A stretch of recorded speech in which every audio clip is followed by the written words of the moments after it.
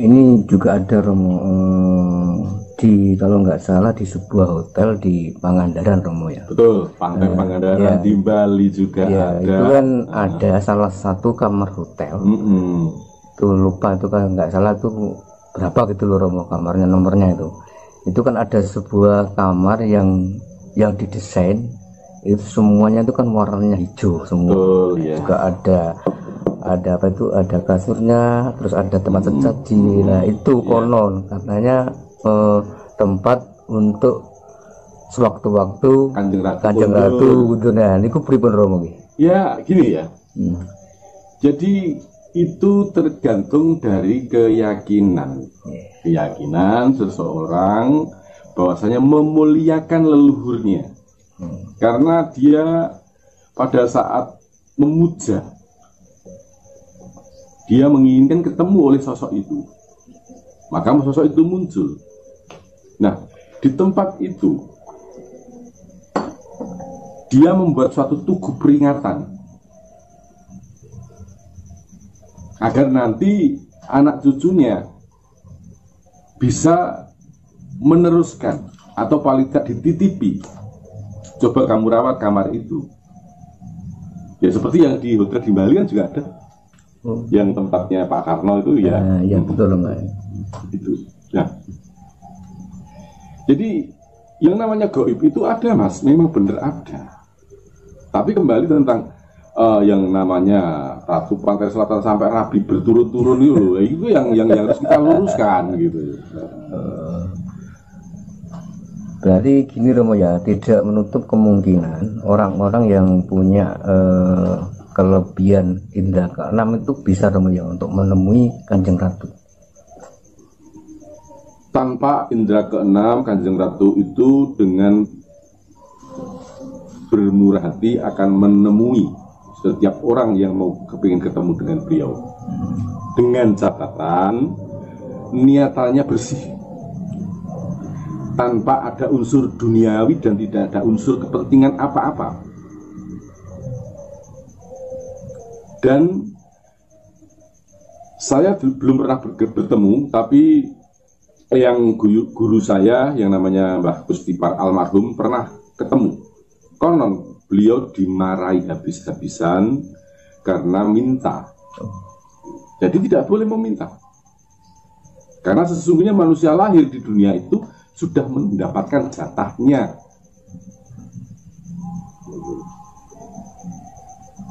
Jadi faktanya adalah seperti yang saya sampaikan tadi. Fakta sebenarnya mengenai apa benar tuh Kanjeng Ratu Kidul iki garwane Sultan. Itu yang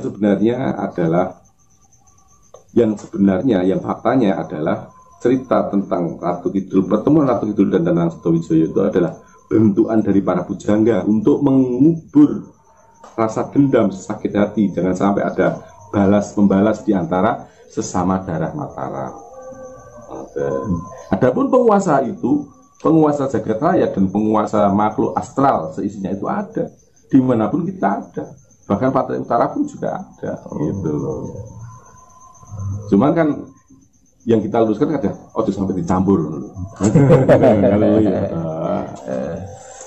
Terus kadang gini Romo ya, kalau kita ke daerah Parangtritis, terus Parangkusumo, itu kan kalau nggak salah itu kan ada suatu peringatan Romo ya, yang berkunjung di sini dilarang memakai baju hijau.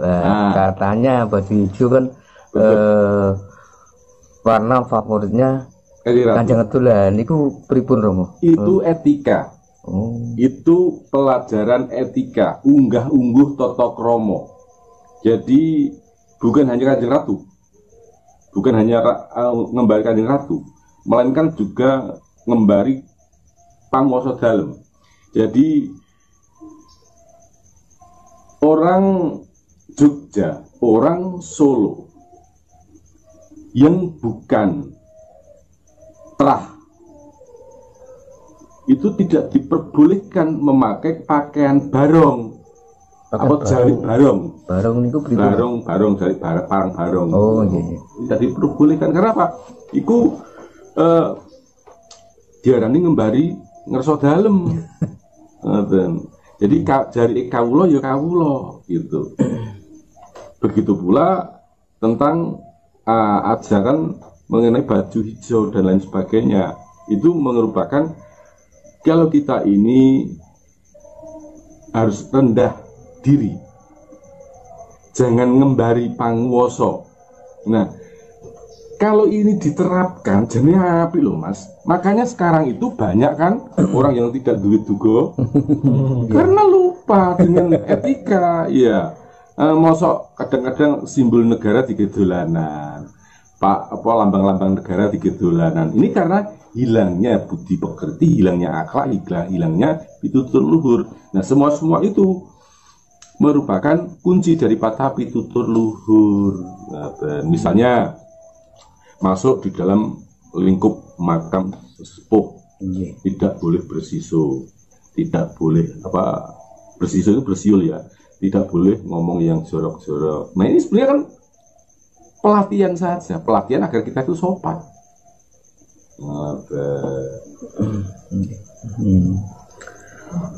Terus ini terkait itu Romo, ya rada menyimpang lah dari bahasan tadi Romo ya.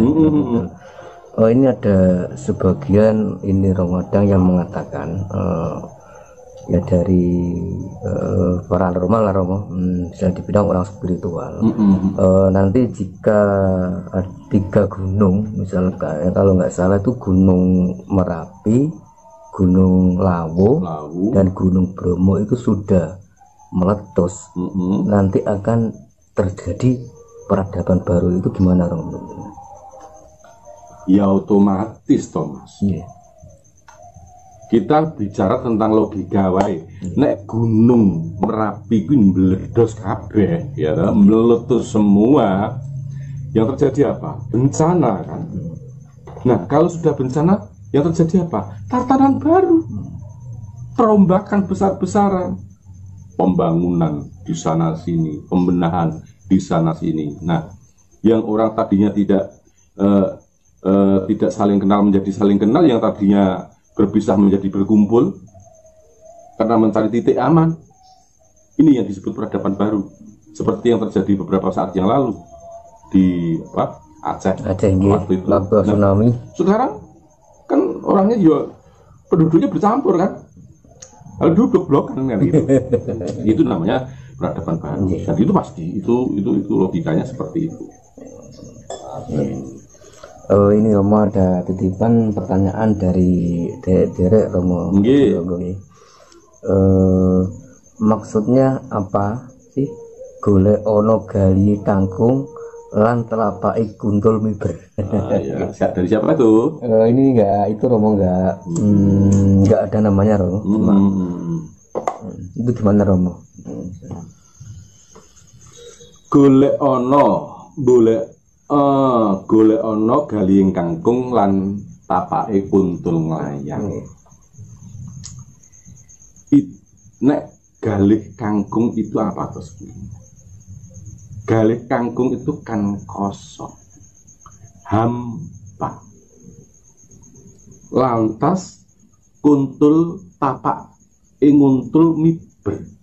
Lung cekere kuntul lemah wae mbok cekel angel kok mibrape mbok delok.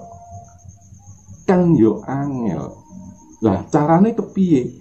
Maksudnya heningkan pikiranmu, kendalikan hati kamu, maka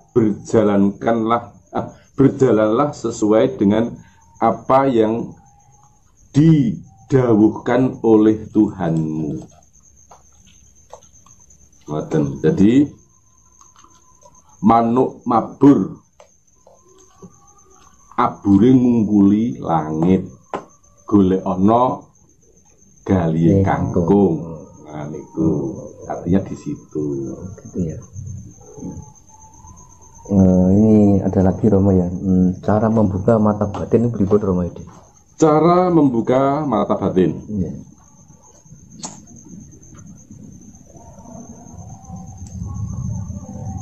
Untuk menghidupkan kundalini itu tidak mudah. Dan menghidupkan mata batin itu juga butuh pelatihan. Tapi jika dengan sungguh-sungguh, maka niscaya akan terbuka dengan sendirinya. Cara latihan yang paling sederhana, mudah. Siapkan lilin kecil. Lilin kecil. Itu dinyalakan, lampu semua matikan. Fokus melihat lilin itu.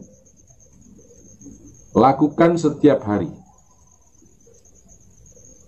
Poso, gak rasa poso. Nanti lama-lama apabila kuat bertahan lama, baru kemudian apa yang kamu apa yang kamu kehendaki. Karena kamu sudah mampu menembus pandang itu. Jadi pandang kasat mata sudah kamu bisa melawan, maka yang tidak kasat mata pun akan tertembus. Tapi ini semua juga butuh ketelatenan.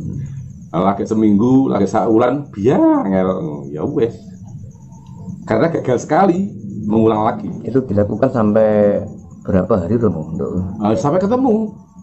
Sampai dengan merasakan ketika kok saya merasakan. Nah ini kalau sudah merasakan, sekarang sebenarnya manusia itu mempunyai mata batin, Mas Munta, dan kadang-kadang kita tidak percaya. Apa jadi misalnya begini, aku tak dengar Romo Edisa saiki ada dalam bisikan yang tidak terdengar tapi bisa dirasakan. Rasa Romo lagi Romo di pas ono.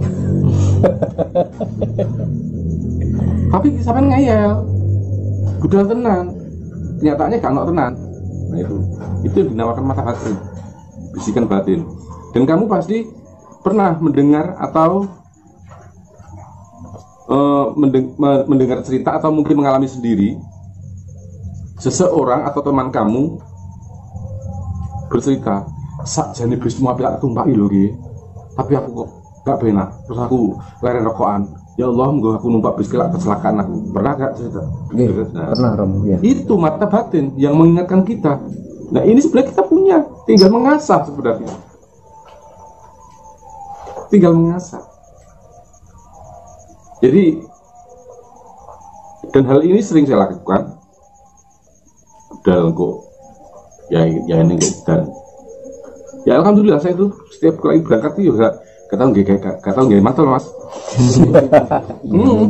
Ya buat tos Mas. Kemarin tanggal 27 itu kirim dan terus lah. Sampai tekan Bojonegoro aku aman. Aku tekan Bojonegoro kini lagi udan kok. Lah aku tekan di jenenge Sragen kalau terang aku lagi liwat kok. Berarti siapapun itu bisa Romo ya untuk membuka mata batin, tidak harus spiritual Romo. Manusia itu mempunyai